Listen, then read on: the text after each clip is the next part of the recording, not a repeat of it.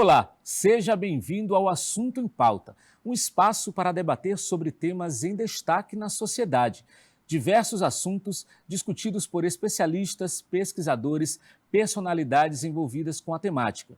E se você tiver alguma sugestão, pode mandar para a gente pelo endereço que aparece aí na sua tela e, claro, o seu assunto vai estar em pauta.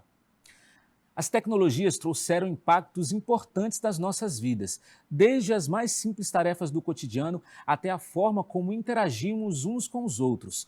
E na educação não poderia ser diferente. A tecnologia pode tornar as aulas mais atrativas e despertar a atenção dos alunos. E mesmo com o retorno presencial à sala de aula, o ensino remoto trouxe possibilidades que continuam a ser implementadas pelos educadores.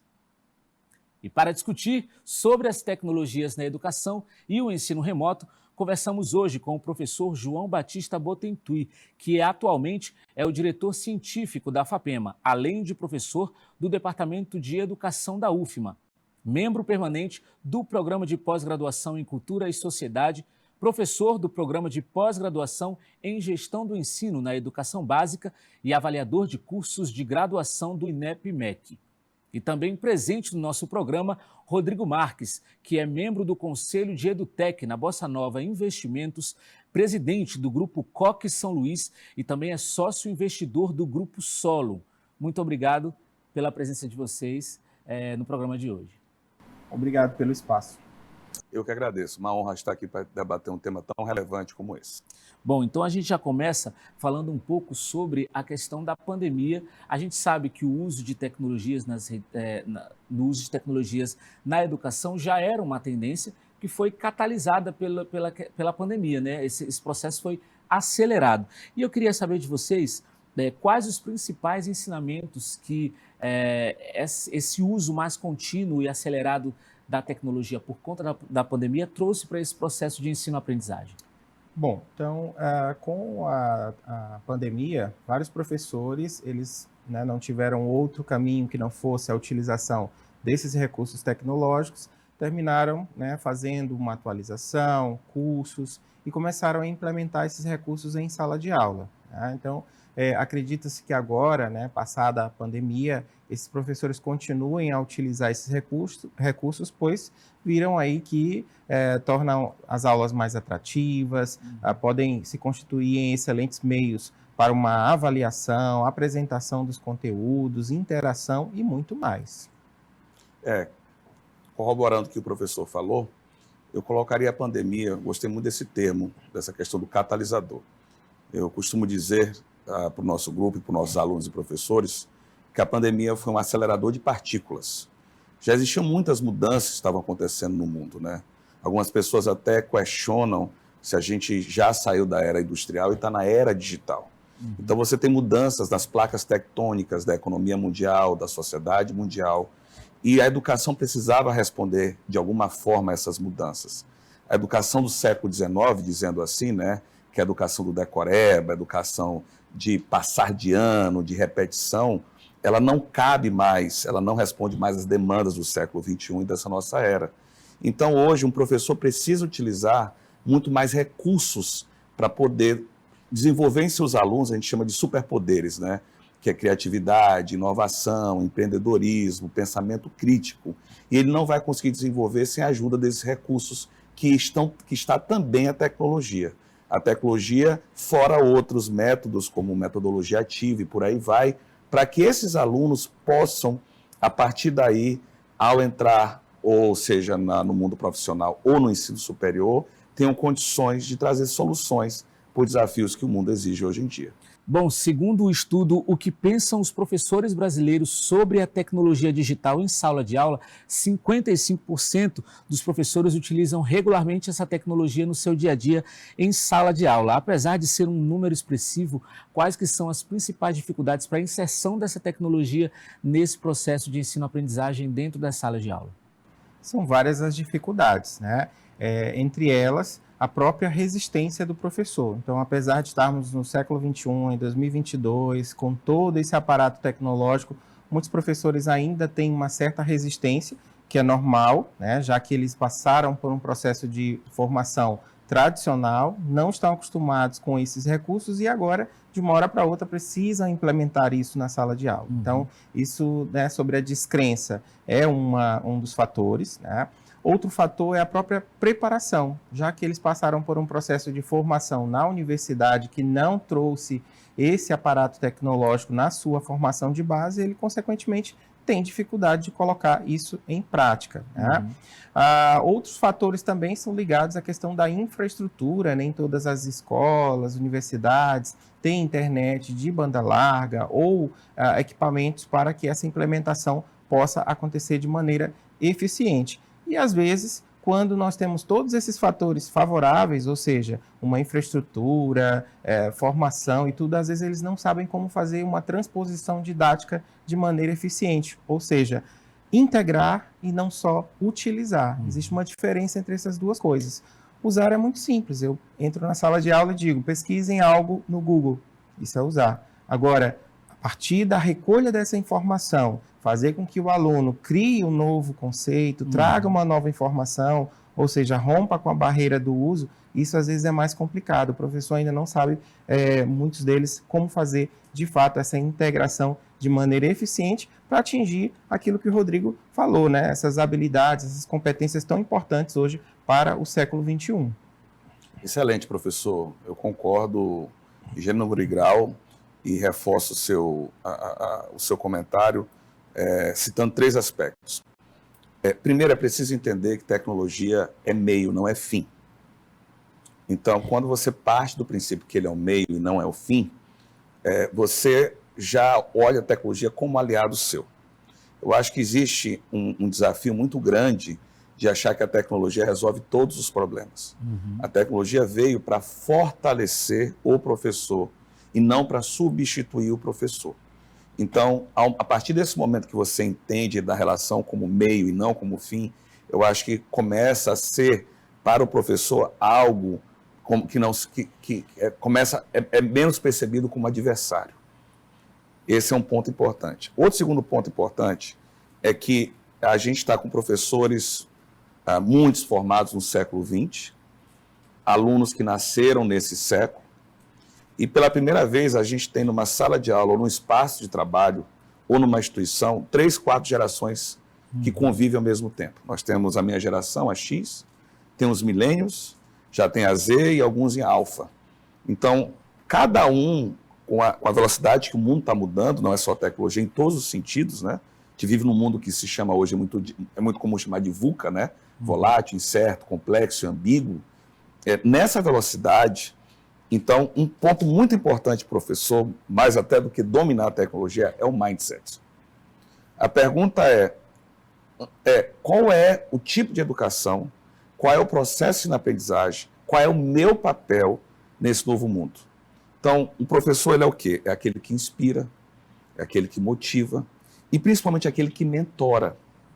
Porque se ele cair no mesmo ciclo que já teve a sua importância lá atrás, do século XX e XIX, de repetir, de decoreba, ele não vai conseguir extrair dos alunos aquilo que eles precisam para esse mundo VUCA e para essas novas gerações que estão mudando rapidamente. Então, esse mindset é muito importante. E o terceiro é entender que a educação hoje em dia, com a tecnologia e com as mudanças que o mundo passa, ela vai muito além da sala de aula.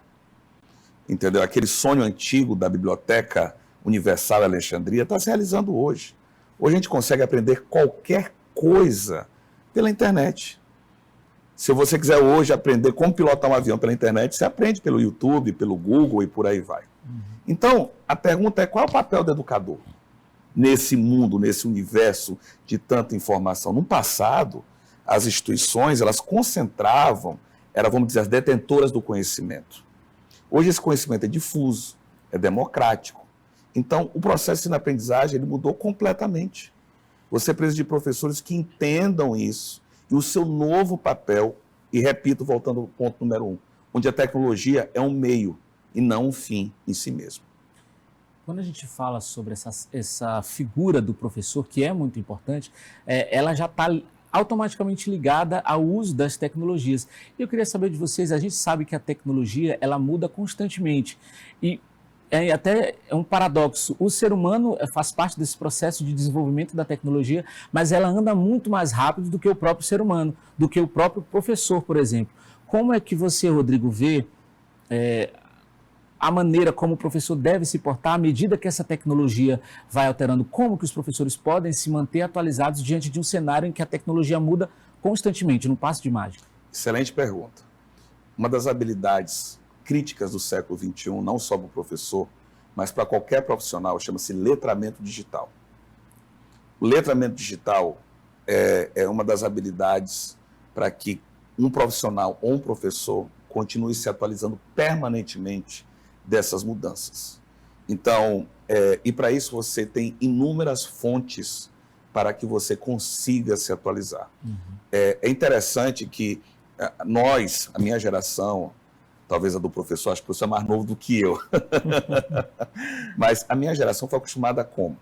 Há tempo para brincar, há tempo para estudar, há tempo para entrar no ensino superior, há tempo para trabalhar, há tempo para fazer uma pós, há tempo para isso, há tempo para fazer um doutorado. Hoje, o que existe mais importante na educação é o que nós chamamos de lifelong learning, você ser um eterno aprendiz. Se a mudança é constante, o que você estudou há 1, 2 anos atrás, talvez não seja mais tão válido. A única coisa que ainda é muito válido, que não se pode abrir mão, é que eu chamo dos códigos milenares, como ética. Isso é uma coisa que não pode mudar. Ética é ética, o respeito ao próximo, cuidado com o próximo, cuidado consigo, e por aí vai. Mas tirando isso, falando de habilidades técnicas, ou que a gente chama de hard skills, o que você está falando, como o professor se atualizar, é o lifelong learning. É você estar permanentemente se atualizando e permanentemente focado no letramento digital. Principalmente quando você leva em conta que dentro das revoluções da era digital tem uma que está sendo crítica nos dias de hoje, que se chama inteligência artificial. Então, como um professor vai conseguir usar o melhor das suas competências humanas vis-à-vis o melhor das hard skills que a inteligência artificial está trazendo? Essa fusão que está acontecendo aos poucos, alguns chamam que um dia ela vai acontecer, talvez em 2040, e algumas pessoas chamam de singularidade, quando une essas duas forças de uma vez só, é um grande desafio para os professores. Porque, por exemplo, não dá mais para pensar hoje em dia numa educação voltada para o que eu chamo de atacado. Você partir do princípio que todo aluno é igual, como era no passado. Hoje, cada aluno ele tem seu contexto, tem sua forma de se inserir no mundo. Nós vivemos num mundo onde a diversidade é cada vez mais valorizada, onde os alunos têm aspirações diversas. Você não pode exigir que um aluno seja bom em tudo. Ele é bom onde ele tem uma expertise, embora tenha que ser generalista. Então, como é que eu vou personalizar esse ensino? E qual é o papel do professor nisso? E a única forma de personalizar é o professor, através dessas hard skills, entendendo inteligência artificial, estudando sempre como lifelong learning e tendo competências como letramento digital, saber trazer inteligência artificial para o seu lado e poder personalizar o ensino. Porque essa é um dos principais desafios da educação do século XXI. João, que é professor, né, como é que foi a relação com essa tecnologia que já era presente, né, antes da pandemia, mas a pandemia veio acelerar esse processo. Como é que é a sua experiência? Por mais que eu tenha conhecimento sobre tecnologia, eu também tive que me adaptar. Afinal de contas, eu ensinava os professores a utilizar a tecnologia na sala de aula. E, no contexto da pandemia, além de ensiná-los a utilizar as tecnologias, eu também tive que utilizar a tecnologia para mediar as minhas aulas. Né? Então, foi um grande desafio. Trabalhei, acho que foi o período que eu mais trabalhei, foi durante a pandemia, dando formação para outros professores. Né? E um grande gargalo desse período foi que eu observei que muitos colegas, eles apenas ligavam as ferramentas de transmissão e davam aquela aula tradicional. E aí a aula remota passou a ser muito chata para os alunos. Por quê? Porque eles se distraíam muito. Ou seja, eles estavam em casa e passava alguém com alguma coisa e tirava a atenção. Por quê? Justamente por conta do modelo que o professor escolhia para ministrar a sua aula. Então, ministrar a aula no modelo remoto exige muito mais do professor. Por quê? Porque ele precisa utilizar ferramentas que promovam a interação e o trabalho contínuo dos alunos. que já era para estar sendo utilizado num modelo presencial e que eles tiveram que aprender a utilizar no modelo remoto. Então, tudo isso trouxe aí uma série de desafios para esses docentes nesse contexto e que muitos alunos realmente não se adaptaram em função da escolha metodológica do professor e também dos recursos que poderiam ser implementados em sala de aula, remota ou presencial, e que não foram. Né? A gente vai dar uma pausa só bem rapidinho para a gente ir para o nosso intervalo. Daqui a pouquinho a gente volta com mais conversa, né, sobre esse assunto que é tão importante. O Assunto em Pauta volta já.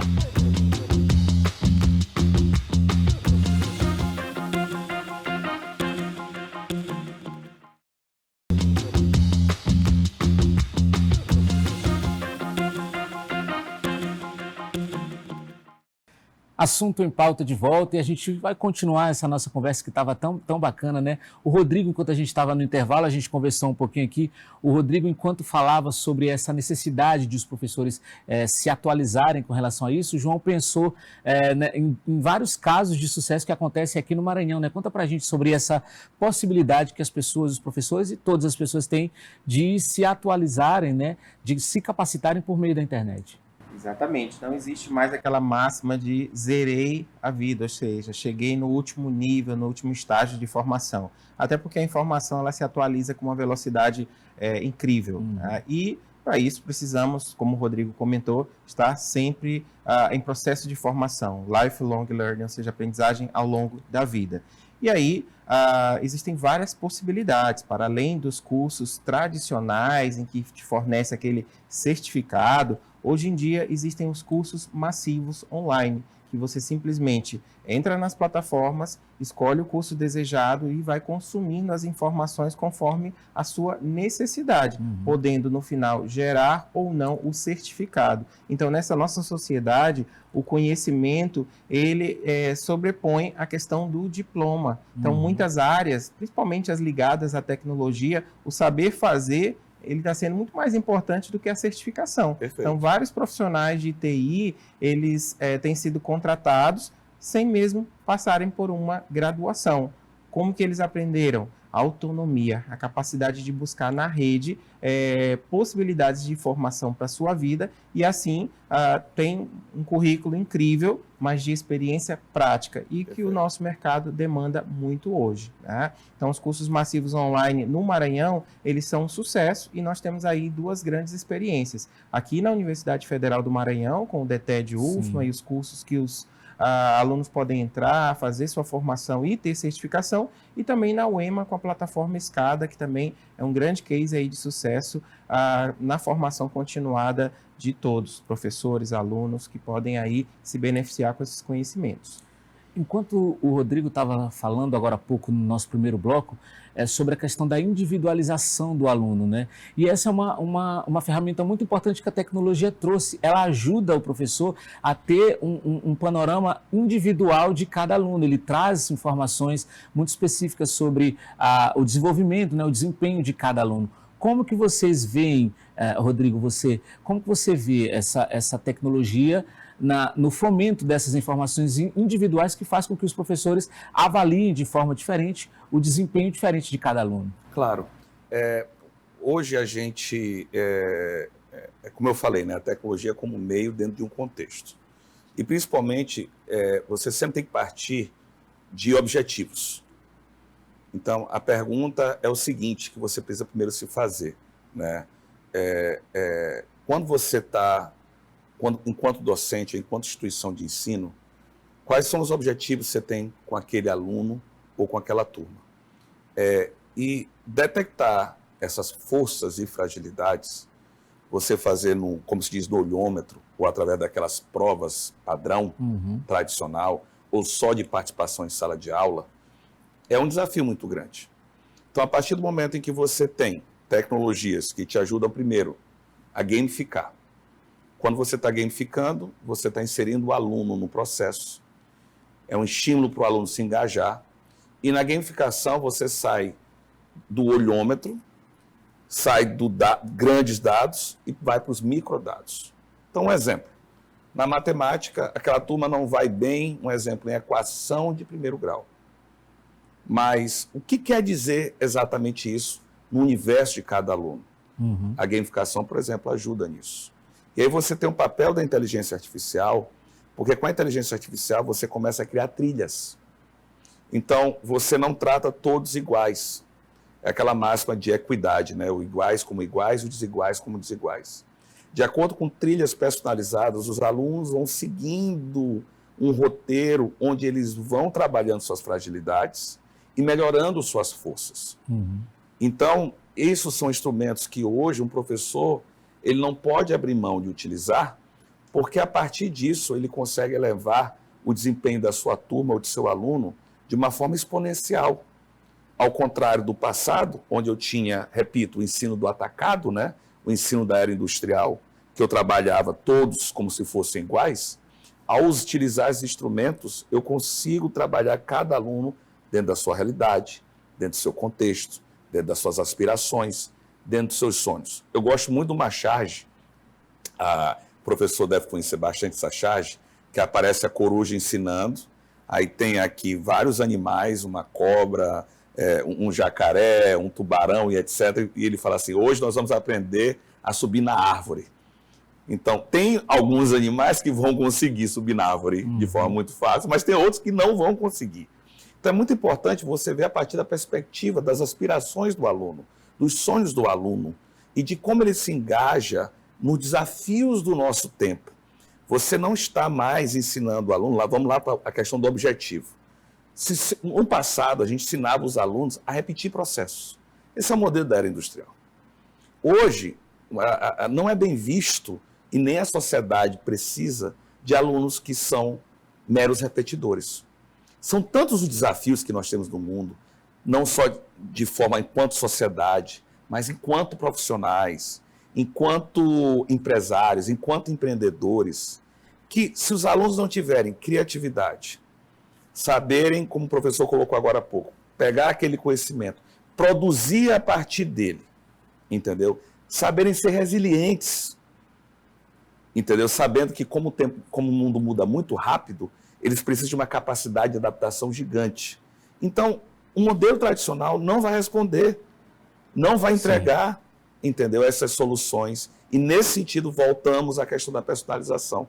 Quando você personaliza, você empodera esse aluno de sobremaneira para que ele possa justamente entregar soluções e desafios que ele vai viver na nossa era. Isso porque a gente vê nesse processo de ensino-aprendizagem um processo muito de passividade do aluno, né? Só de receber essa informação. E esse processo, por exemplo, a gamificação, ajuda e estimula o aluno a ser protagonista dentro do próprio ensino, do próprio processo de ensino-aprendizagem, né? A gente vê, você falou sobre gamificação e eu sei que tem outros casos, né, que dão esse estímulo e essa potência para o aluno, para ele se manter como sendo protagonista desse próprio ensino, não é? Justamente o uso das metodologias ativas, né? Elas fazem com que o aluno ele seja protagonista no seu processo de ensino e aprendizagem. Porém, isso também não é muito fácil. Por quê? Porque ele também está acostumado com esse modelo passivo, só de receber. Então, eu já vi alguns casos em que o professor faz todo o planejamento, por exemplo, sala de aula invertida, e o aluno acha que aquilo é uma enrolação. Porém, quando bem aplicado e quando os alunos se conscientizam de que esse modelo é muito mais produtivo, eles trazem respostas para os problemas colocados e não apenas aquela mera repetição, como o professor comentou anteriormente, é muito mais proveitoso para esse aluno, uma vez que essas demandas de criação, de resolução de problemas, de autonomia, são características que serão muito demandadas no mercado de trabalho e que já podem ser desenvolvidas dentro da própria sala de aula. Eu vou fazer uma pergunta que talvez incomode vocês, porque sei que vocês são amantes da tecnologia, né? Mas quais pontos negativos a gente consegue olhar, não para a gente focar naquilo, mas para a gente melhorar e avançar nesse processo de utilização das tecnologias nas redes sociais para que isso seja um processo positivo?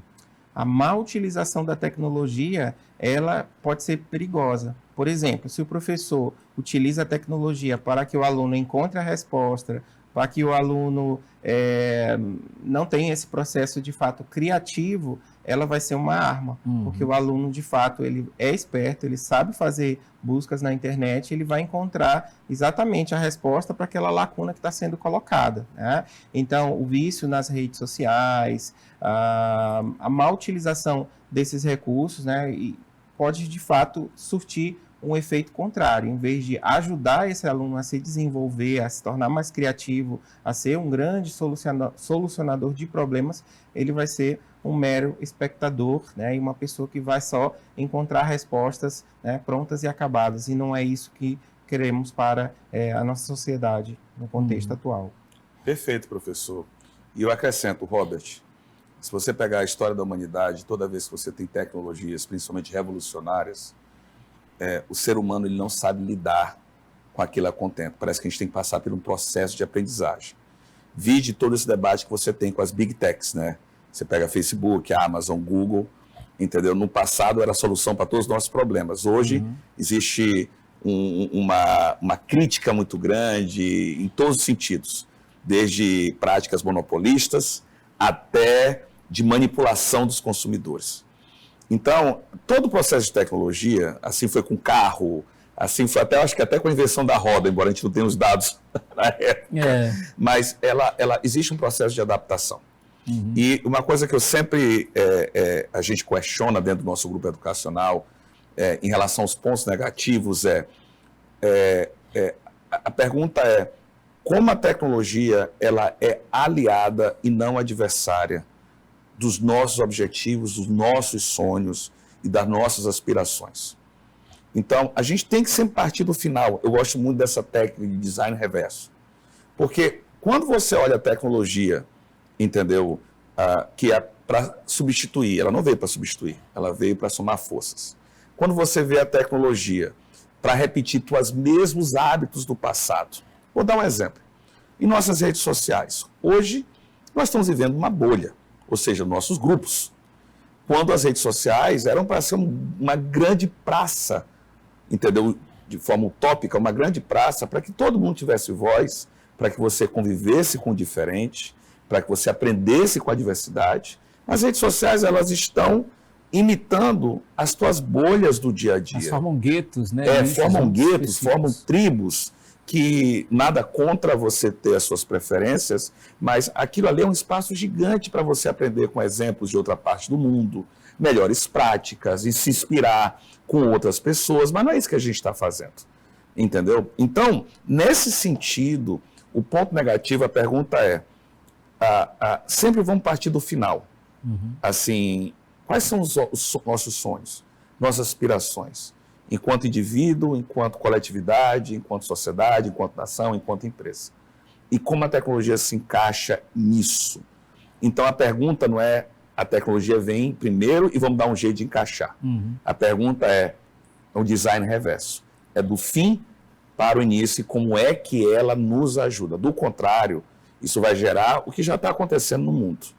Tensão, vai gerar mais polarização. Desinformação. Desinformação. A gente está vendo cenas não só da fake news, o que ainda é mais preocupante do que as fake news é a deepfake, entendeu? Que a gente está vendo aí já, saiu até uma série, um filme agora, super interessante sobre essa questão de deepfake, entendeu? Então, eu não posso pegar aquilo como se fosse salvadora da pátria e não deixar de incluir dentro de um contexto mais amplo, entendeu? Então, a gente está aprendendo com isso e vai demorar um pouco mais a aprender sobre isso.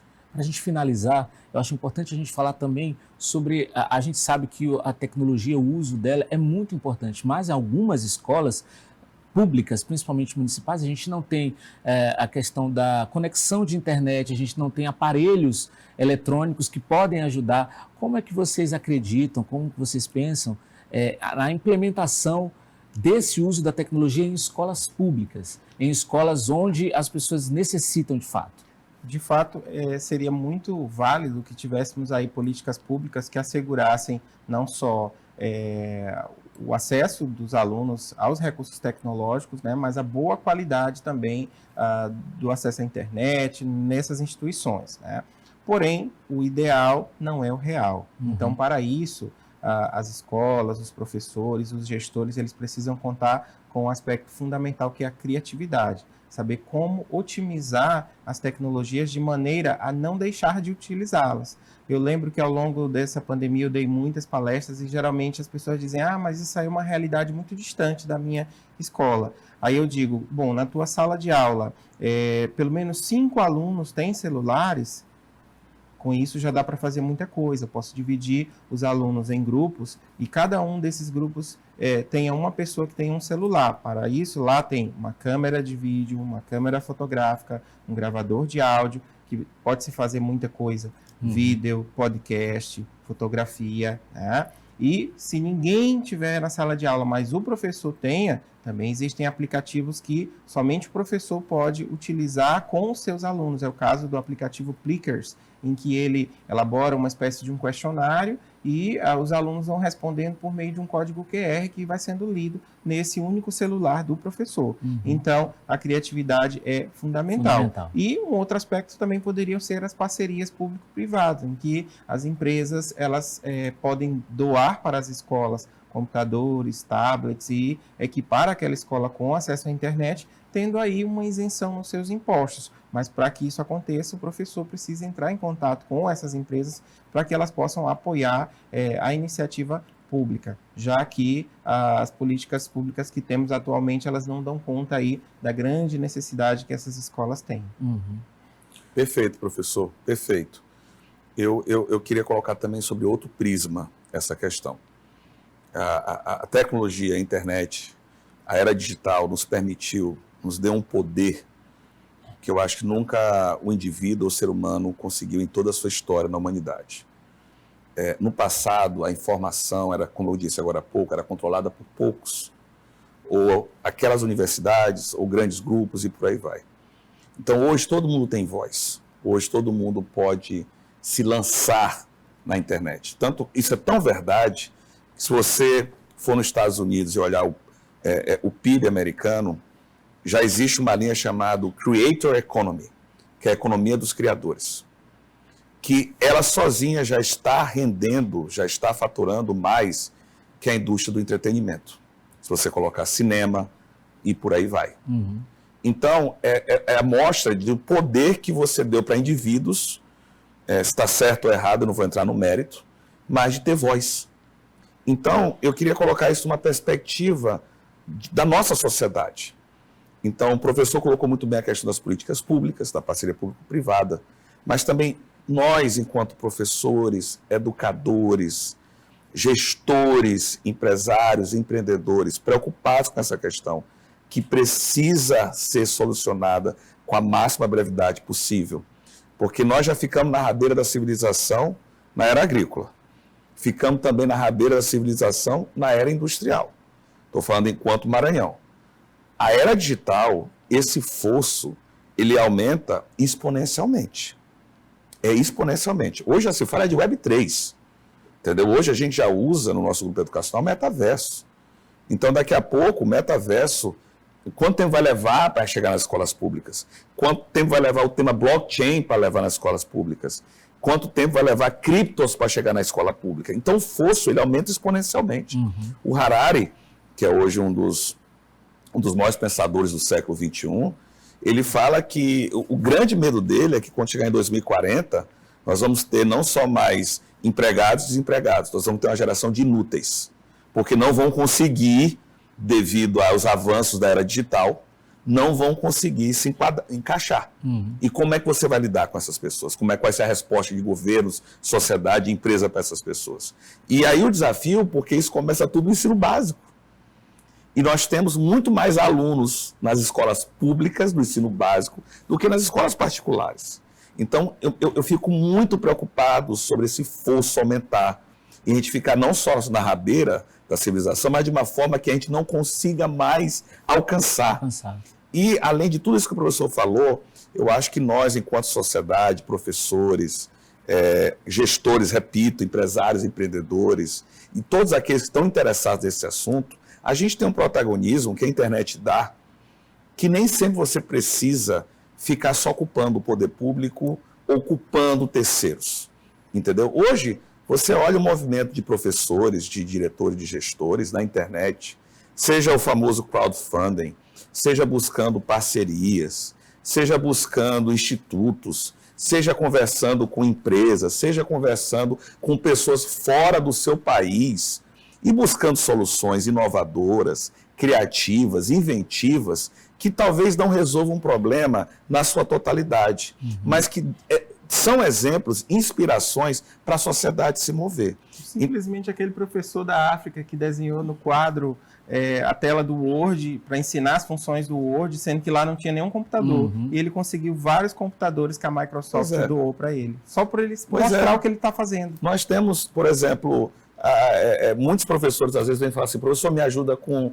Eu preciso de ajuda para a cultura Baker, implantar na minha escola pública. A gente sempre ajuda. Durante a pandemia, nosso grupo educacional doou tablets e por aí vai. A gente sempre tem muito contato com as escolas públicas, ajuda, sempre no possível e além do nosso possível. E eu vi casos maravilhosos de professor na cultura Maker, professor. Não tem lá o equipamento para robótica, mas fazendo através de reciclagem. Pegando lixo, reciclando e fazendo com os alunos, o que o professor falou da criatividade. Mas aí é uma questão que eu volto de mindset, Robert, entendeu? Qual é o mindset nosso dos educadores do século XXI? É o mindset de procurar culpados? É o mindset de a gente repetir? Ou é o mindset de ser mais criativo? É o mindset de a gente ser resolvedor de problemas, sermos empreendedores, não empreendedores só de negócio, mas de resolver problemas. Cara, eu vejo tantas iniciativas incríveis mundo afora, que professores criaram com a tecnologia para resolver problemas, entendeu? Que às vezes você não tem a partir do poder público, que isso só me dá esperança de que a gente tendo o mindset certo, a gente consegue reduzir esse esforço digital. E que isso seja uma realidade logo para nós, né? Eu vou ter que dar uma pausa, sei que o assunto está muito bom, mas a gente vai ter que dar uma pausa para concluir o nosso programa de hoje. O programa fica por aqui. Eu pensei que a pausa era para o próximo, que era para o próximo. A gente não tem o terceiro bloco, uma pena por isso, mas eu sei que depois a gente vai conversar, quem sabe a gente cria até um segundo programa com esse mesmo tema. O programa de hoje fica por aqui e a gente volta no próximo episódio com mais um assunto em pauta para você. Até mais!